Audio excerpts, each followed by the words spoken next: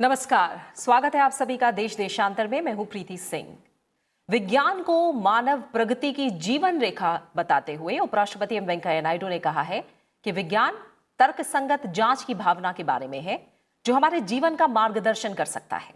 भारत अंतर्राष्ट्रीय विज्ञान महोत्सव 2020 के समापन सत्र को वर्चुअली संबोधित करते हुए उपराष्ट्रपति एम वेंकैया नायडू ने विज्ञान की शिक्षा को बढ़ावा देने और कम उम्र से वैज्ञानिक स्वभाव को विकसित करने की जरूरत बताई और कहा कि बच्चों में एक अंतर्निहित जिज्ञासा है और हम ये कैसे दिशा दे सकते हैं कि जिज्ञासा को और महत्वपूर्ण बनाया जाए और किस तरह से हम इसे शांत करते हैं, ये बेहद जरूरी है। अगर हम बच्चों को सवाल पूछने और गंभीर रूप से सोचने के लिए प्रोत्साहित करते हैं तो उनमें अपने भावी जीवन के लिए आत्मविश्वास, सुनिश्चितता और निडरता आएगी। उन्होंने कहा कि एक निश्चित पीढ़ी का मतलब एक आत्मविश्वासी राष्ट्र है।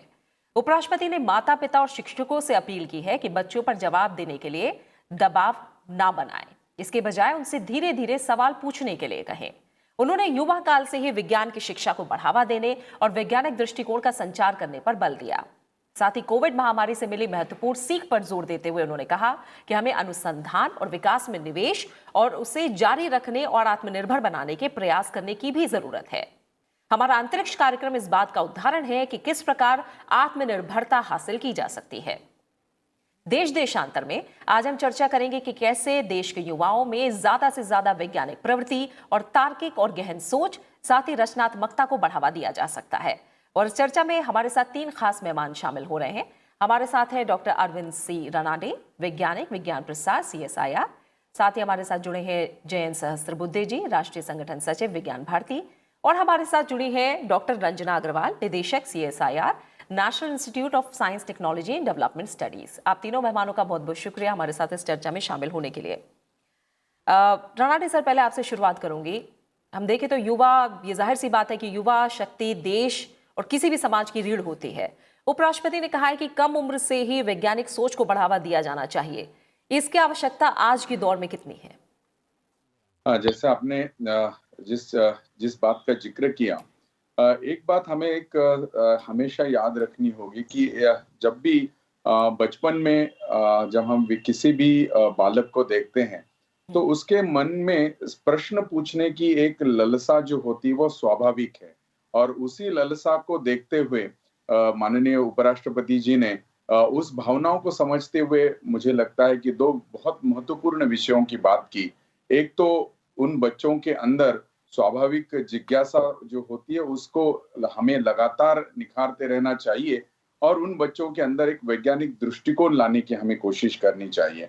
और यही करते हुए एक प्रकार से भारत का विज्ञान शिक्षा के बारे में हमें निरंतर सोचना चाहिए। इन 3 विषयों पे उन्होंने बहुत प्रखरता से सभी वैज्ञानिक समूहों को इसके ऊपर काम करते हुए ऐसे सभी माता पिताओं के साथ सभी लोगों को बात की है, जो एक मुझे लगता है कि आज के परिप्रेक्ष्य में बहुत ही महत्वपूर्ण है कि जहां तक हम उन बच्चों के जिज्ञासा की, उनके मन की इच्छाओं की बात करते हैं, वहां पे हमें किस प्रकार से एक लालन पालन करना चाहिए उसके ऊपर उन्होंने बहुत ही अच्छा मार्गदर्शन देने की हमें बहुत अच्छी कोशिश की है। बिल्कुल। सहस्त्रबुद्धे सर, जिस तरह की बात अभी रनाडे जी ने भी कही, उपराष्ट्रपति ने कहा है कि माता पिता और शिक्षकों से जो अपील की है उन्होंने कि बच्चों पर जवाब देने के लिए दबाव मत बनाइए, इसके बजाय धीरे धीरे वो सवाल पूछें, ऐसा कौशल विकसित करिए उनके अंदर। क्या लगता है ये कितना जरूरी है और इससे किस तरह का बदलाव आएगा? बिल्कुल, इसको बढ़ावा देने की बड़ी आवश्यकता है। माता पिता, शिक्षक दोनों ने इस पर ध्यान देना चाहिए। अगर हम जब सवाल पूछते हैं और किसी भी बात की एक उत्सुकता, कौतूहल, जिज्ञासा मन में रहती है तो उसका समाधान करने की भी इच्छा निर्माण होती है। और ये समाधान करने की प्रक्रिया अगर तर्कपूर्ण पद्धति से हम उनको सिखाए तो कई प्रकार का ज्ञान विकसित होता है और व्यक्ति को एक प्रकार का विश्वास उससे मिलता है और वो व्यक्ति के जीवन को अधिक विकसित करने में, उन्नत करने में उपयोगी होता है। तो ये तर्कपूर्ण विचार करने की पद्धति ये जिज्ञासा के बाद उस व्यक्ति के मन में आती है।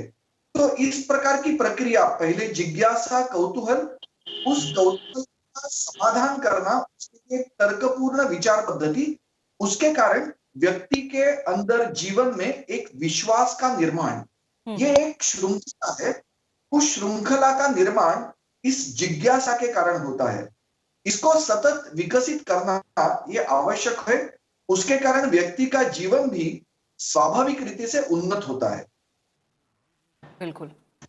डॉक्टर अंजना, अगर हम बात कर रहे हैं कि बच्चों और युवाओं में जो वैज्ञानिक सोच है उसे कम उम्र से ही डेवलप किया जाए, उन्हें उस तरफ मोड़ा जाए, जो एक बड़ी बात उन्होंने कही उपराष्ट्रपति ने, उन्होंने कहा है कि रटने की शिक्षा को समाप्त करने का आह्वान किया और कहा कि छात्रों को जो बताया गया है वो रटे और जवाब दें, इसकी बजाय वो खोजें और अपनी जो सोच है वो बदलें, किसी तरह अपने आप जवाब देने की कोशिश करें। आपको क्या लग रहा है इसके लिए जो हमारी पूरी शिक्षा पद्धति है, जो वैज्ञानिक सोच लाने की कोशिश है हमारी युवा पीढ़ी और बच्चों में, उसमें क्या बदलाव लाने की जरूरत है फिलहाल?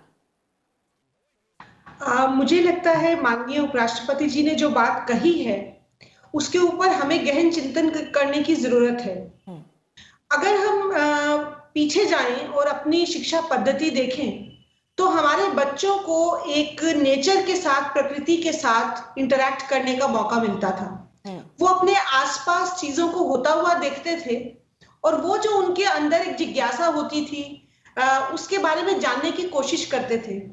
अभी जो हमारा सिस्टम, मैं बल्कि कहूंगी कि जो हमारा ये जो पब्लिक स्कूल का सिस्टम बना है, ये जो हमने प्राइवेटाइजेशन किया है, जिस तरह का हमने उनका एजुकेशन सिस्टम के साथ, मैं उसमें एग्जामिनेशन सिस्टम को भी कहूंगी, जहां पे हमारा जो फोकस है वो इसके ऊपर होने की बजाय हम ज्ञान विज्ञान की बात कितना कर रहे हैं, हम उसका इवैल्यूएशन, मूल्यांकन की बात बहुत ज्यादा करने लगे हैं। और जब हम मूल्यांकन की बात करते हैं तो हम बच्चे को वो उतना समय ही नहीं दे रहे कि उसके मन में जो जिज्ञासा हो रही है उसके बारे में वो खुद से बैठे, उस पर चर्चा करे, अपने अध्यापकों से पूछे, अपने माता पिता से पूछे।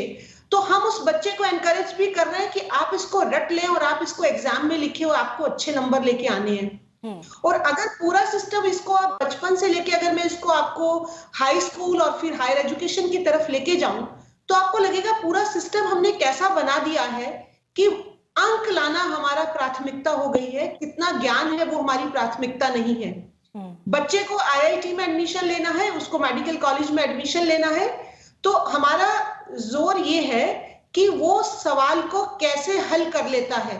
उसको सिर्फ आंसर चाहिए, वो आंसर क्यों आया, उसका जवाब वो क्यों दे रहा है, उससे उसको कोई लेना नहीं है। तो हम जो है पूरा जो हमारा सिस्टम है उसमें हम बच्चे की जो नेचुरल प्रकृति जो है, जो उसकी जिसको कहना चाहिए जो उसकी मौलिक सोच है, हम उसको विकसित होने का समय नहीं दे रहे। 3 साल के बच्चे को हम स्कूल में डाल रहे हैं और उसको वहां से हम रटना सिखाने की कोशिश कर रहे हैं और वही फिर वो बच्चे की एक जो आखिर तक जब जाता है तो उसको एक ही ढर्रे पे हम डाल रहे हैं कि आपको चीजों को याद करना है, एग्जाम के दौरान आपको रिप्रोड्यूस करना है और आपको इसी तरह अच्छे अंक लाते हुए करना है। तो मुझे लगता है हमें बच्चे को, ये जो नई शिक्षा पद्धति आई है, ये जो नई शिक्षा नीति आई है, इसमें एक बहुत अच्छी चीज है जहां पे ये कहा गया है कि छोटे बच्चों को उनको समय दिया जाए, उनको अपने आप चीजें करने के लिए जो समय दिया जाएगा। मुझे लगता है ये जो नई शिक्षा नीति आई है, राष्ट्रीय शिक्षा नीति, इसमें बचपन से बच्चों को एक वैज्ञानिक दृष्टिकोण उत्पन्न होने में बहुत आसानी होगी। और जो दूसरी चीज मुझे इसमें लगती है कि बच्चों को अपनी भाषा में जब हम पढ़ाएंगे बचपन में, वहां से भी एक मौलिक सोच होगी। अभी हम बच्चे को, वो घर में बच्चा सेब देखता है, स्कूल जाते ही वो एप्पल बन जाता है, वो बच्चा क्या उसके अंदर आप सोचते हैं कि हम उसमें वैज्ञानिक दृष्टिकोण लाने की कोशिश कर रहे हैं, तो उस बच्चे को आप एप्पल पढ़ा रहे हैं। तो मुझे लगता है कि हमें उस जो बालपन है जहां पे उसको हर चीज को देखने की, परखने की, जानने की, एक सवाल को बच्चा 20 बार पूछता है, तो हम ही उसको कहने लगते हैं कि सवाल को मत पूछो, ये इसका जवाब दे दिया आपको।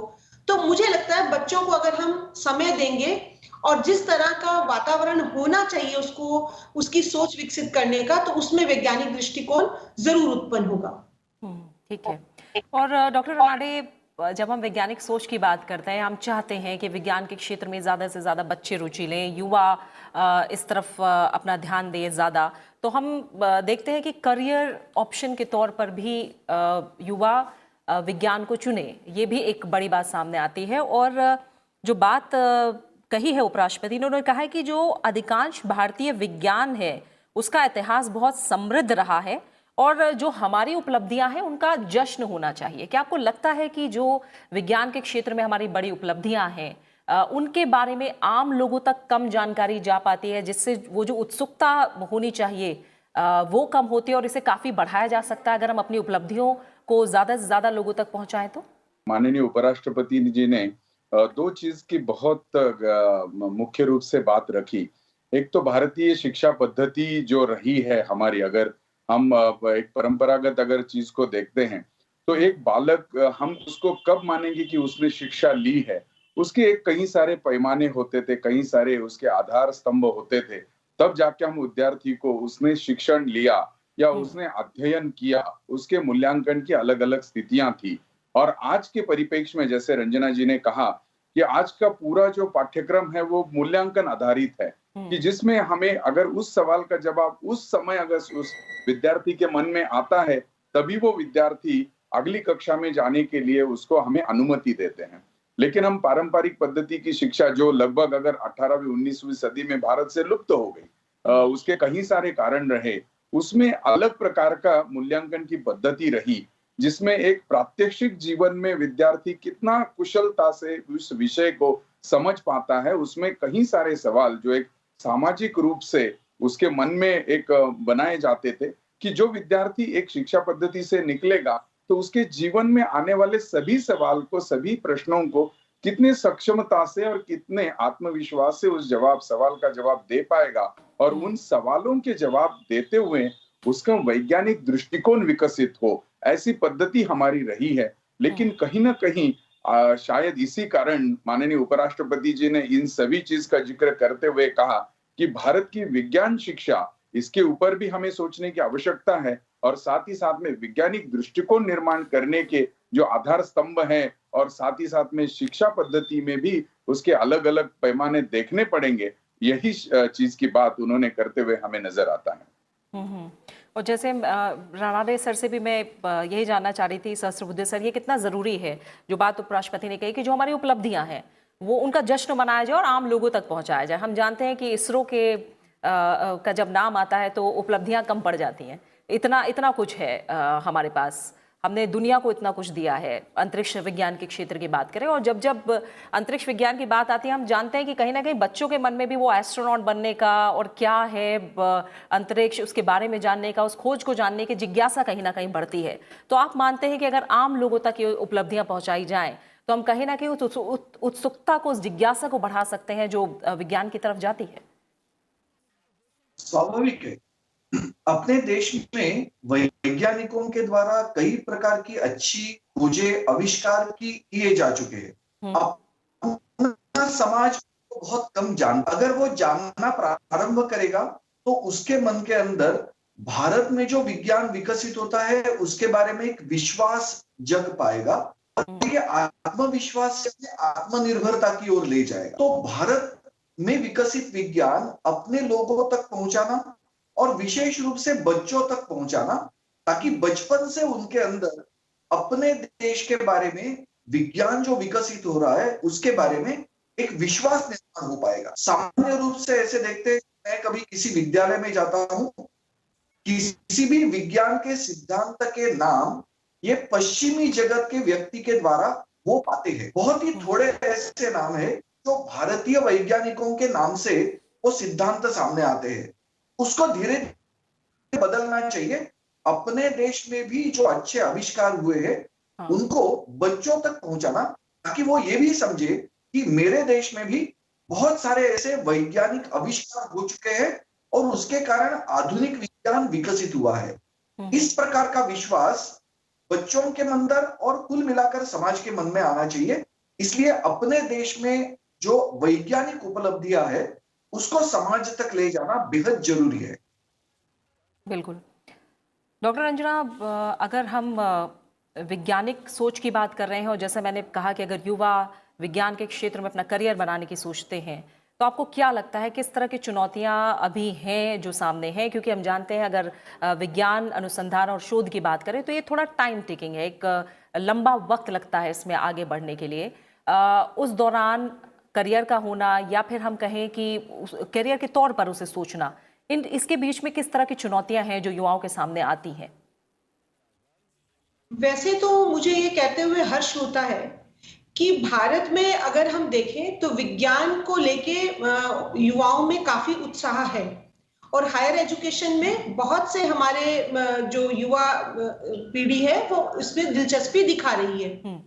लेकिन हमें कुछ चीजों में जो चुनौती ये लगती है, जैसा आपने कहा बिल्कुल सही है कि ये रास्ता लंबा है, ये रास्ता छोटा नहीं है। लेकिन आज की युवा पीढ़ी जो अभी हमारा जो पिछले 20 साल में जो थोड़ा कल्चर बदला है उसमें ये है कि सबको एक पे पैकेज जो दिखने लगा है।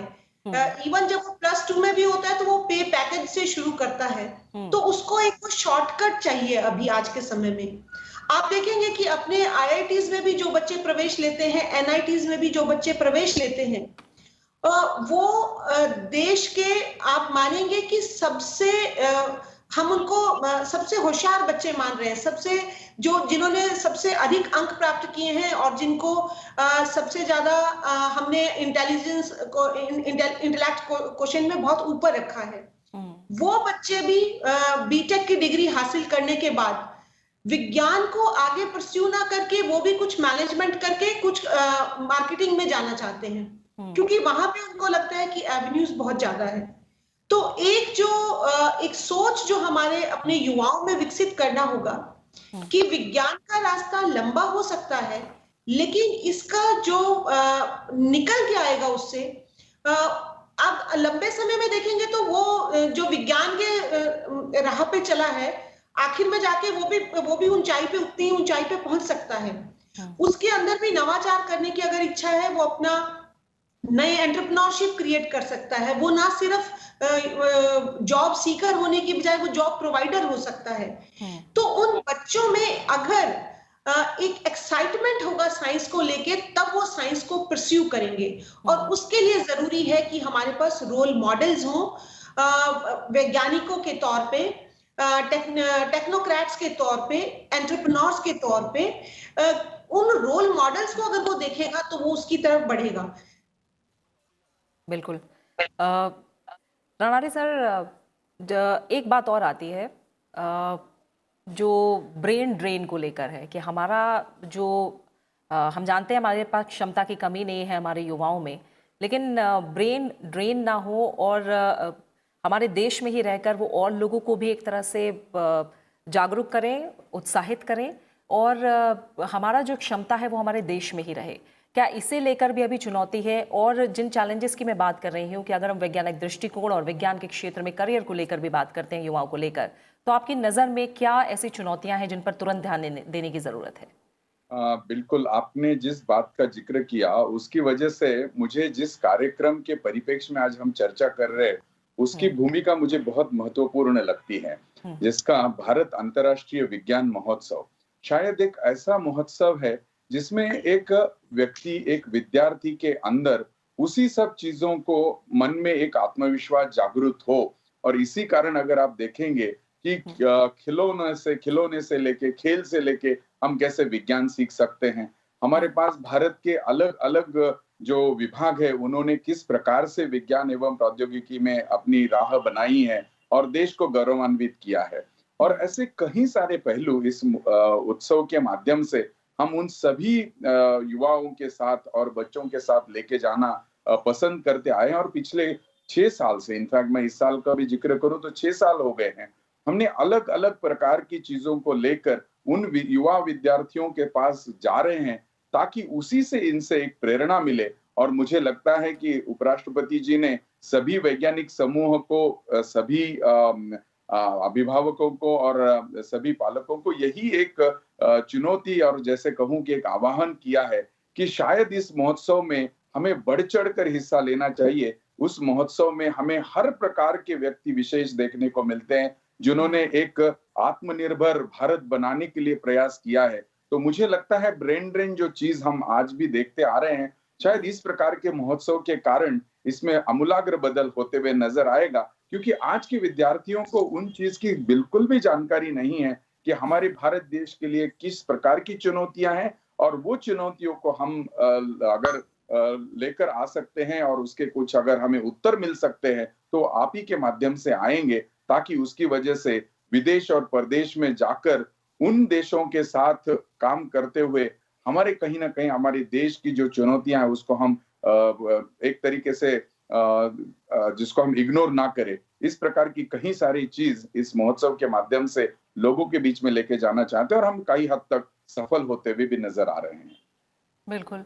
और सहस्त्रबुद्धे सर, कुछ और अगर मैं देखूं, आंकड़ों की अगर बात करूं तो सन 2000 से प्रति मिलियन आबादी को अगर देखें तो शोधकर्ताओं की जो संख्या है वो बढ़कर अब दुगनी हो गई है, जो एक बहुत अच्छा संकेत है। इसके अलावा NSF डेटाबेस के अनुसार भारत वैज्ञानिक प्रकाशन वाले देशों की सूची में तीसरे स्थान पर आ गया है। विश्व में जो रेजिडेंट पेटेंट फाइलिंग गतिविधि है उसके मामले में भारत 9वें स्थान पर है। इसके अलावा हम देख रहे हैं अनुसंधान और विकास को लेकर भी काफ़ी कुछ किया जा रहा है। साथ ही R&D में भारत का जो सकल व्यय है वो 2008 से 2018 के दौरान बढ़कर 3 गुना हो गया है। यानी काफ़ी कुछ है जो इस समय किया जा रहा है इसे लेकर। क्या आप मानते हैं कि पॉलिसी लेवल की अगर बात करें तो क्या उसमें कुछ बदलाव की ज़रूरत है, या और जो बड़ी चुनौतियां हैं उन्हें लेकर आकर आगे क्या किया जाना चाहिए? ये आपने जो आंकड़े बताए वो एक शुभ संकेत है कि अपने देश में ये जो अनुसंधान विकास इसके बारे में नीतिगत कुछ विशेष ध्यान बढ़ गया है, और उसके कारण इस प्रकार की प्रगति हम देख पा रहे हैं। लेकिन इसमें और आगे बढ़ने की बड़ी आवश्यकता है।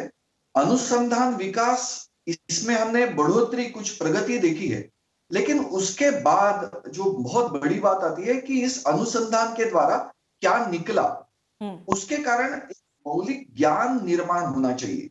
जब तक ये ज्ञान निर्माण नहीं करेंगे तब तक हमें प्रतिष्ठा प्राप्त नहीं होगी। वर्तमान में जो चल रहा है वो ये है कि थोड़ा थोड़ा एक एक कदम आगे बढ़ना, और मूल रूप से पश्चिमी जगत में विदेशों में जो अनुसंधान किया गया है उसमें एक कदम आगे बढ़ना, यही तक बातें हो रही है और वो बड़ी मात्रा में की जा रही है। इसलिए इस प्रकार की कुछ अच्छी एक प्रगति दिख रही है, ऐसा हम कहते हैं। लेकिन मौलिक रूप से ज्ञान का निर्माण ये बड़ी आवश्यक बात है। जनरेशन ऑफ नॉलेज, इसकी दिशा में हमें आगे बढ़ने की आवश्यकता है, और उसके लिए और अधिक धन और अधिक बड़ी प्रेरणा ज्ञान निर्माण की, ये हमारे वैज्ञानिकों के अंदर निर्माण करने की बड़ी आवश्यकता रहेगी। इसके लिए नीतिगत उनको सहयोग मिलना चाहिए। नीति के कारण कई परिवर्तन आते हैं। उसमें और एक बात है कि मन के अंदर प्रेरणा जगानी चाहिए कि जब तक हम नॉलेज इंपोर्ट करना बंद नहीं करेंगे तब तक हम प्रतिष्ठा प्राप्त नहीं कर पाएंगे। तो अनुसंधान का ये निकलना चाहिए कि नया ज्ञान निर्माण हुआ, सृजन ज्ञान का हुआ।